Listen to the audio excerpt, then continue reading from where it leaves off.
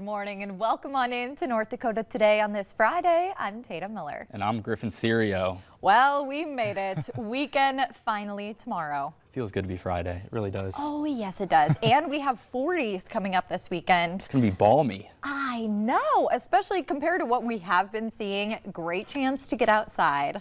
Now, Crack a window. Oh, yes. Griffin and I are hosting for the first time together. How you feeling?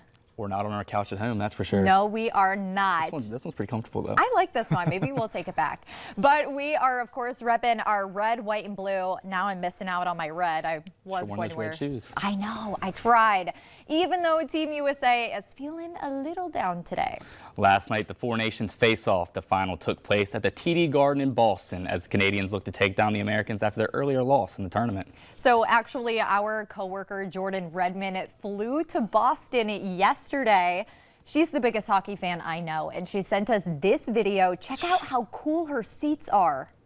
Wow, that is incredible. Like I said, we both had friends at the game, and hearing from both of them, it was an electric atmosphere. Probably can't even compare to the Super Bowl. The NHL really outdid themselves compared to the four other major sports who are really dropping the ball in their respective All-Star games. Now, this tournament had both the players and their fans giving their all for their countries, reigning a rivalry that hasn't had any gas poured on it for nearly 15 years, and womp womp. After a back-and-forth affair, the Canadians eventually prevailed 3-2 in overtime as Connor McDavid, an Edmonton Oiler, scored the winner to leave Team Canada the first ever winners of the Four Nations Cup. So how long has the Four Nations Cup been around? It kind of shocks me that this is the first time they win. This is the first time this tournament has taken place during NHL All-Star Weekend, which, you know, when you can get the fans and the players to put this much effort into an All-Star Weekend, you are doing something right. Absolutely, and even though this was taking place in Boston, there was an overwhelming Canadian presence. Absolutely, they love their hockey. I mean, we see it up here, being in North Dakota. You know, we didn't see this down south, so. No, we did not. We had cock hockey, but it does not compare to the hockey. I mean, we're close to Hockey Town, USA, so. There you go. Well, exciting stuff last night. That was pretty fun to tune into. Now, Griffin, this is something this morning that ran, and I wanted to bring on the couch because I have a little special connection to this. You're getting an education from me this morning. I'm here for it. So there's actually a new app that could help you learn sign language. It's free, and it's called Sign. The app features a 3D avatar demonstrating signs using AI technology. You can even interact with the tool. Just leave your camera on and it will give you feedback. American Sign Language is actually the third most prevalent language in the U.S. behind English and Spanish. Now, here's where you're going to learn a little something about me. Before TikTok came about, there was Musical.ly, of course, the video app. It was very popular to lip sync or dance still to videos, and I was very into American Sign Language and learning it. So my niche on this app was to translate in American Sign Language Justin Bieber songs. Why didn't we have that in the show? I know. I digged and I tried to find a video to show, but better yet, it's all engraved in my memory because I did it for so long. So I'm going to teach you a little sign language this morning. We are learning how to say good morning and happy Friday. So good is right there. Morning, like a sunrise. Morning. And then happy is kind of up on your chest. Yeah, right there. And then Friday, this is F in sign language, and you bring it towards you. Okay. Are you ready? Yeah. Good morning and happy Friday. All right. There you go, little ASL. You really do learn something new every day. And now maybe you can do it at home, show it off to your friends too. I'm trying to think, the only other thing I really know how to say is Jenna. Jenna. Yeah. So if you know anybody named Jenna. Okay, just the name Jenna. I was like, is there any background knowledge in it? Got it. I don't even know a Jenna, but I do know how to say Jenna. We need to find a Jenna so we can sign to her. There we go. And in food news, I know that's a topic we love bringing on the couch.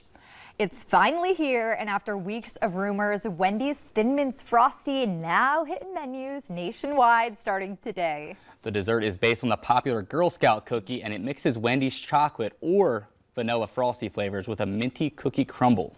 Is that something you try? Absolutely. Duh. Are you kidding me?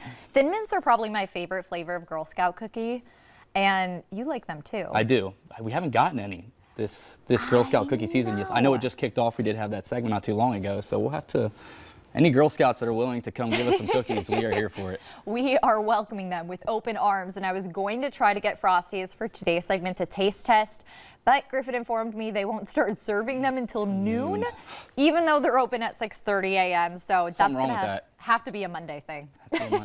That'll cheer us up on a Monday. So. There you go. But maybe if you're out grabbing your ice cream treat, you want to do a movie marathon this weekend, how about running back the James Bond series?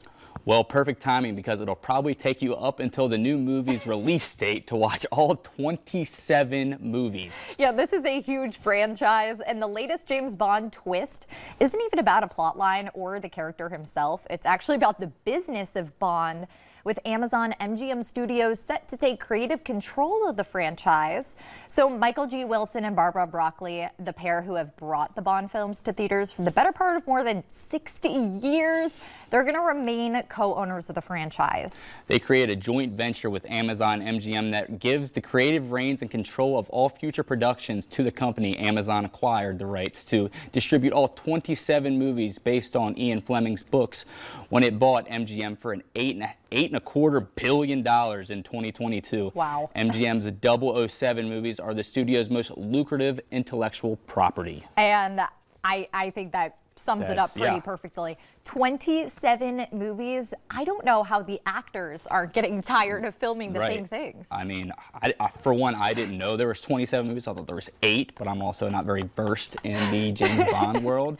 I know there's some spoofs of it as well. They're the ones I'm versed on, so that tells you all you need to know about me. Well, there are 8 Mission Impossible movies, or at least going to be 8 as of 2025. Sure. I'm also a huge fan of those, but again, I don't know how Tom Cruise is in his 50s, maybe 60s at this point. And hasn't ever used a stunt double. I know. That man.